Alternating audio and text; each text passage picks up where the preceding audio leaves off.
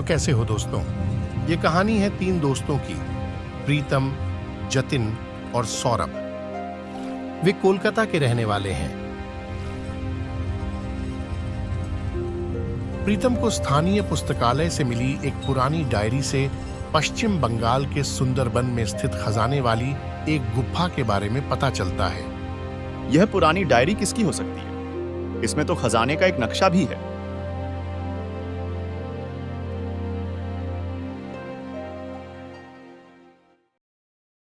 उसने जतिन और सौरभ को साथ आने और इसे ढूंढने के लिए मनाया। भाई लोग, तुम विश्वास नहीं करोगे, मगर मुझे एक खजाने का नक्शा मिला है। चलो इसे ढूंढने चलते हैं।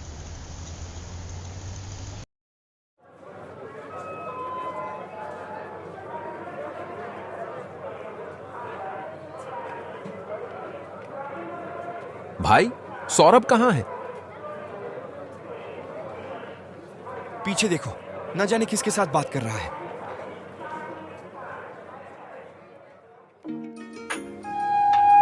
तीनों दोस्त ट्रेन में सवार होकर सुंदरबन पहुंचते हैं।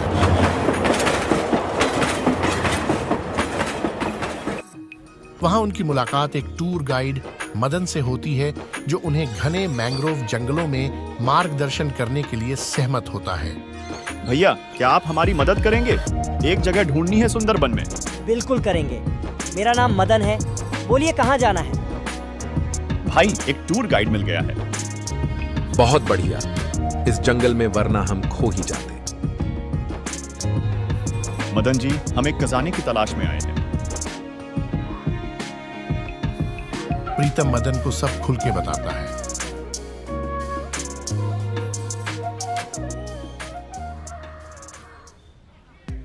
वे एक गांव पहुंचते हैं जहां स्थानीय लोगों से छुपे हुए खजाने के बारे में किस्से सुनते हैं, लेकिन किसी को इसका स्थान नहीं पता होता है।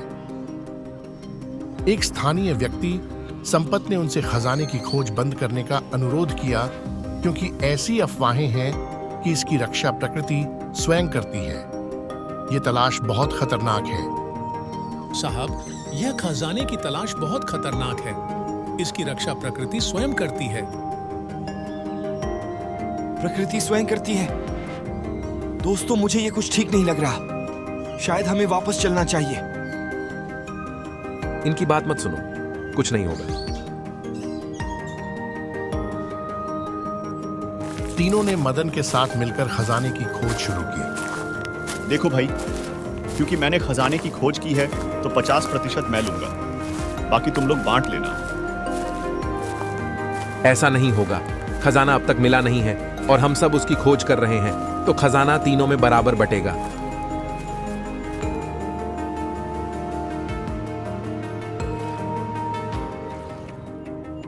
डायरी में दिए गए निर्देशों का पालन करते हुए वे सुंदरबन में स्थित एक निर्जन छोटे द्वीप पर पहुंचते हैं, जहां यह समुद्र से मिलता है। मदन दोस्तों को चेतावनी देता है कि इस द्वीप पर कई रॉयल बंगाल टाइगर रहते हैं, इसलिए कोई भी इस द्वीप पर नहीं आता है, लेकिन तीनों उसे अनदेखा कर देते हैं।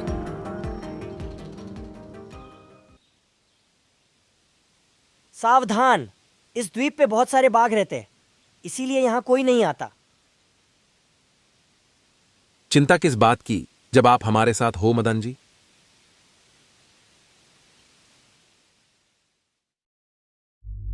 कुछ समय बाद वे 4 बाघों द्वारा संरक्षित मैंग्रोव पेड़ों के बीच एक भूमिगत गुफा पाते हैं और घनी झाड़ियों के पीछे छिप जाते हैं। इतने सारे बाघ, अब क्या होगा? हम मारे जाएंगे। शांत हो जा जतिन, कुछ नहीं होगा। प्रीतम, हमें लौट चलना चाहिए भाई। हम इन बाघों का मुकाबला नहीं कर पाएंगे। वहीं मदन मन ही मन पूरे खजाने पर कब्जा करने की योजना बना रहा है। वह प्रीतम को उसके दोस्तों के खिलाफ उकसाता है और खजाना प्राप्त करने के लिए उसका साथ मांगता है। लोभ में आकर प्रीतम राजी हो जाता है। प्रीतम जी, आपके दोस्त पगला गए हैं, उनको छोड़ो, हम दोनों मिलकर खजाना निकाल लाते हैं। सही कह रहे हो मदन भाई, ये दोनों डरपोक हैं, इनको यहां रहने देते हैं। बताओ क्या करना है।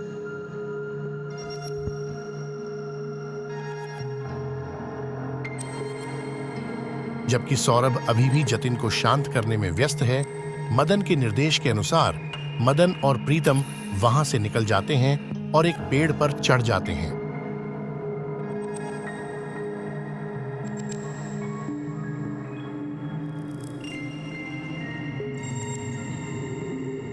पेड़ के ऊपर से मदन बाघों का आकर्षण पाने के लिए उन पर पत्थर फेंकना शुरू कर देता है।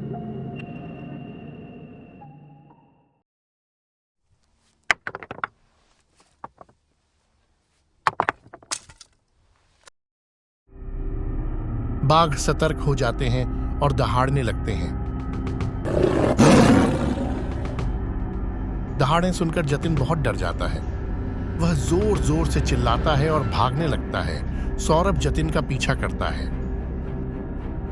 हे भगवान, अब क्या होगा? मैं मरना नहीं चाहता। बचाओ! जतिन, रुको।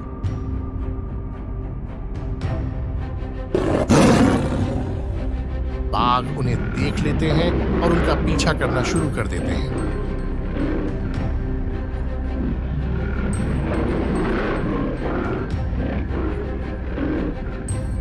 इन घटनाओं को देखकर प्रीतम दंग रह जाता है।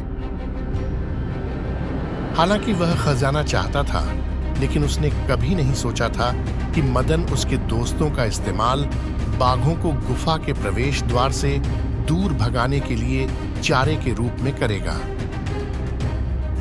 वह मदन से भिड़ जाता है, उसे धोखा देने और जतिन और सौरभ की जान खतरे में डालने के लिए। यह तुमने क्या किया मदन? सौरभ और जतिन अब मुसीबत में हैं। आप सिर्फ खजाने के बारे में सोचो, हम अमीर हो जाएंगे।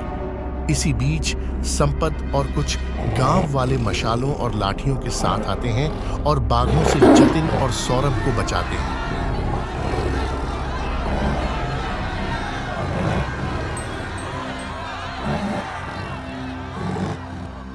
संपत ने सौरभ और जतिन से कहा कि वह उनके बारे में चिंतित था, इसीलिए उसने उनका पीछा किया था।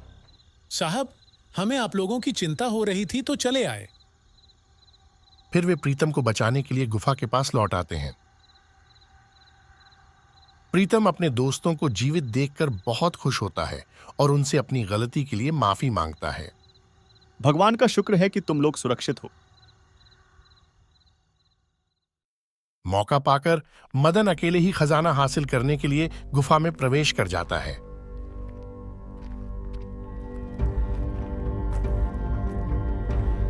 गुफा में मदन को एक विशाल सुनहरी बाघ की मूर्ति मिलती है। वो खुश हो जाता है। मिल गया खजाना, मैं अब अमीर हो जाऊंगा।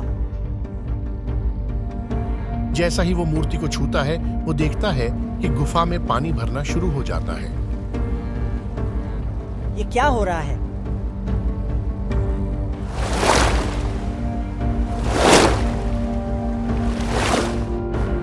वह स्वर्ण बाघ की मूर्ति को हिलाने में विफल होता है। पानी बढ़ने के कारण वो भागता है बाहर की तरफ।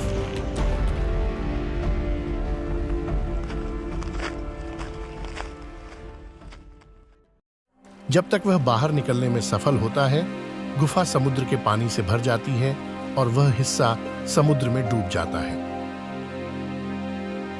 प्रीतम, जतिन, सौरभ और गांव वाले मदन को पकड़ लेते हैं।